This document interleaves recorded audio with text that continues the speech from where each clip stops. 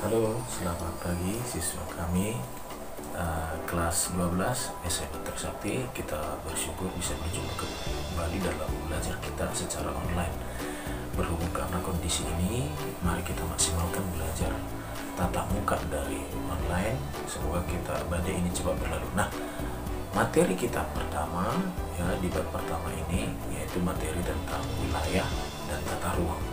Semoga nanti kalian bisa mengikuti ini, dan nanti jika ada pertanyaan kita lanjutkan di kegiatan belajar kita di luar video ini. Nah, pertama kita harus mengetahui apa itu wilayah. Ya, wilayah itu adalah daerah yang memiliki karakteristik beda dengan daerah lain. Karakteristik itu ya ciri utama. Apalah ciri utama gitu. Misalnya kalau wanita ciri utamanya feminim. Maka jika dia tidak feminim atau misalnya tomboy, itu sudah menghilangkan ciri utamanya gitu. Atau ciri utama laki-laki keras ya, tegas gitu. Maka kalau dia tidak memiliki ciri keras dan tegas, atau misalnya lembut, ya jadinya istilah biasanya bencong gitu.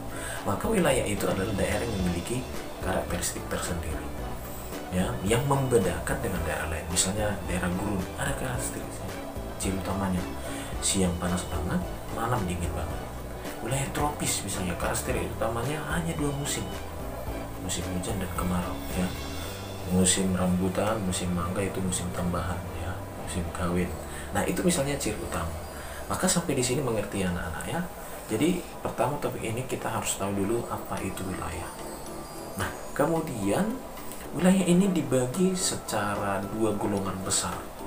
Yang pertama ada wilayah formal, ya, wilayah formal. Kemudian ada yang kedua wilayah fungsional.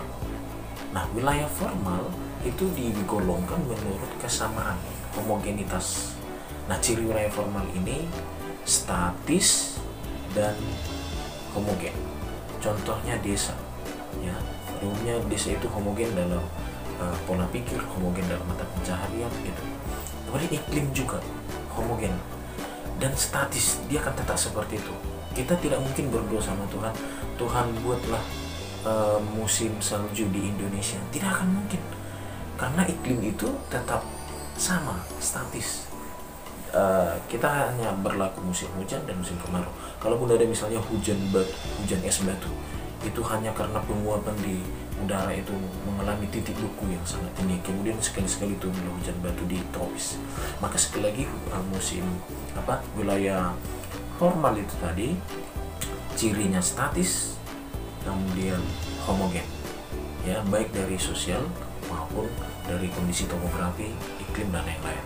Yang kedua ada namanya tadi iklim fungsional, wilayah fungsional maksud saya, atau wilayah nodal. Itu karena wilayah satu dengan yang lain memiliki saling keterkaitan ya. Cirinya ini kebalikan dari wilayah formal, yaitu dinamis dan heterogenitas. Dia akan terus berubah, mengalami dinamika. Dinamika itu kan berasal dari kata dinamo, berubah, berputar. Kalau kita punya sepeda motor kan ada dinamo yang memutar mesin itu gitu. Makanya kita nggak injak lagi, dia memakai starter, jadi harus itu yang memutar mesin. Nah, itu kata dinamis. Nah, mungkin sampai di sini mengerti anak-anak. Nah, kemudian wilayah yang tadi memiliki ciri yang lebih spesifik lagi untuk nanti dikaitkan ke pengembangan pusat pertumbuhan. Maka ada istilah di topik kita ini, pewilayahan, regionalisasi, membuat klasifikasi wilayah itu menurut kriteria yang lebih spesifik lagi, supaya wilayah ini bisa teridentifikasi dan nanti segala potensinya bisa dikembangkan. Maka diklasifikasi lebih dalam lagi gitu. Jadi dibagi lagi menurut klasifikasi yang lebih spesifik lagi dari wilayah tadi. Nah, nanti hubungannya untuk pengembangan pusat pertumbuhan. Sampai di sini bisa anak-anak ya. Nanti kita lanjutkan dalam materi berupa slide.